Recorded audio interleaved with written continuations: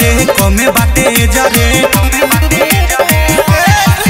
करे धक धक रे जरे कमे बाटे जरे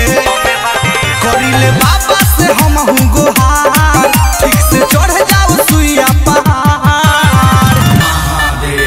छोटा का देवर रे देवर रे देवर रे जाता देव घर रे घर रे घर रे छोटा का देवर रे देवर रे देवर रे जाता देव घर रे घर रे देवर रे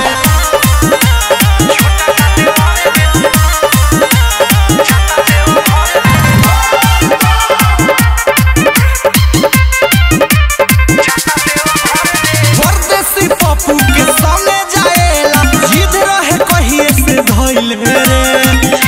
का कहिए